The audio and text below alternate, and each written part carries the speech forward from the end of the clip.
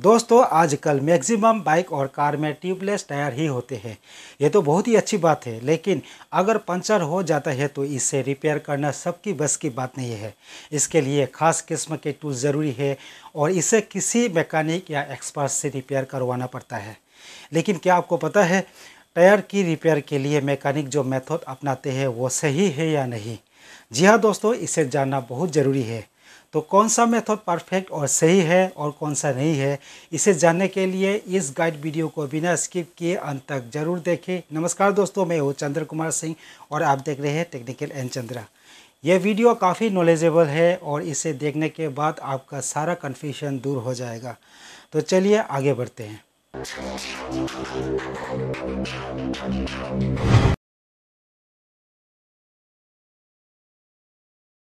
दोस्तों अक्सर लोग ट्यूबलेस टायर को रिपेयर करने के लिए इसी टूल्स का इस्तेमाल करते हैं। पंचर के जगह पर छेद हो जाता है और उसे रिपेयर करने के लिए उसी छेद पे ये स्ट्रिप फिट किया जाता है। तो जिस तरीके से लोग ज़्यादातर रिपेयर कर रहे हैं उससे टायर की लाइफ जो है वो बहुत ही जल्दी कम हो जाता है। कन्फ्यूज? चलिए मैं क्लियर कर देता हूँ।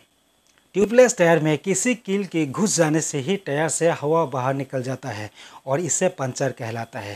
पंचर की जगह में जो कील घुस जाता है उसे निकालकर उसी जगह पे ये स्ट्रिप फिट किया जाता है जिसमें ऑलरेडी ग्लू लगा हुआ होता है। तो देखिए टायर में जो कील घुसा था इसका साइज़ बहुत ही छोटा है, तो जाहिर है कि इसका छेद भी छोटा होगा। लेकिन इसे निकालकर ग्लू स्ट्रिप को फिट करने के लिए इसके छेद को और बड़ा किया जाता है ताकि ग्लू स्ट्रिप ठीक तरीके से टायर के अंदर चला जाए।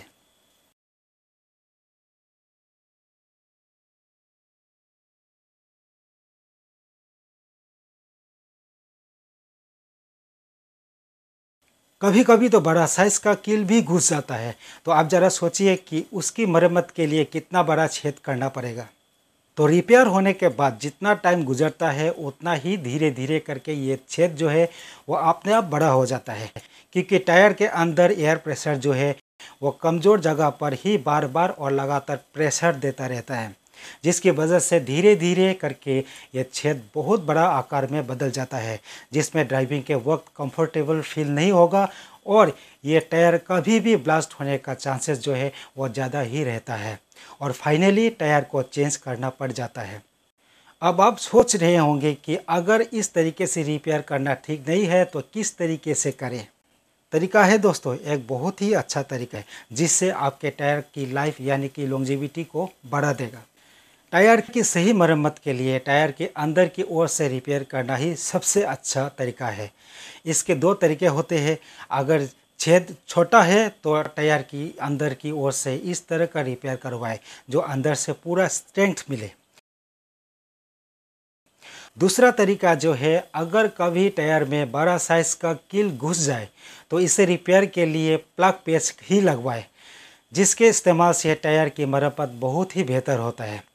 ये प्लग पेच भी अंदर से सील कर देता है और टायर की छेद को भी दोनों तरफ से यानी कि अंदर की ओर से और बाहर की ओर से भर देता है, जिससे टायर की स्ट्रेंथ और लाइफ काफ़ी हद तक बढ़ जाता है। तो दोस्तों मेरा रिकमेंडेशन यही है कि भले ही इसी मेथड में कुछ टाइम लग जाए फिर भी टायर के लाइफ के लिए यही बेस्ट मेथड होगा और फ्यूचर में कभी पंचर का सामना करना पड़े तो इसी मेथड को अपनाएं। भले ही टाइम क्यों ना लग जाए, लेकिन आपका टायर का लॉन्जेविटी होना ज़रूरी है। और हाँ दोस्तों, और एक इम्पोर्टेंट पॉइंट जो आपको बताने वाला हूँ कि अगर आपका वाहन का टायर की लॉन्जेविटी चाहते हो और साथ में बेहतर माइलेज भी, तो वाहन का टायर में एयर प्रेशर हमेशा मेंटेन रखें। एयर प्रेशर कम होने से टायर आम नुकीली चीज़ों से भी पंचर हो जाता है और जल्दी ही घिसता भी है। टायर अगर ज़्यादा घिस जाए तो आसानी से पंचर हो जाता है। यहाँ तक कि आपके टायर के साथ ये हाल भी हो सकता है। टायर में सही हवा हो तो पंचर होने की चांसेस कम हो जाता है।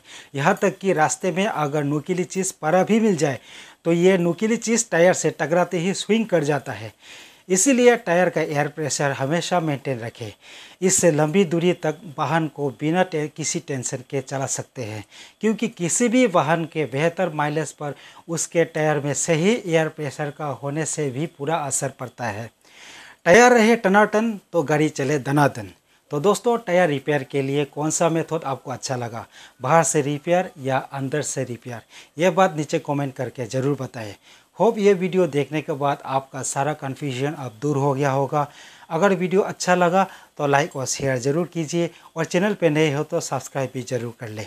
तो आज के लिए वीडियो इतना ही। मैं मिलता हूँ आपसे और एक नए वीडियो और नए टॉपिक के साथ। तब तक के लिए खुश रहिए, खुशियाँ बांटते रहिए। जय हिंद।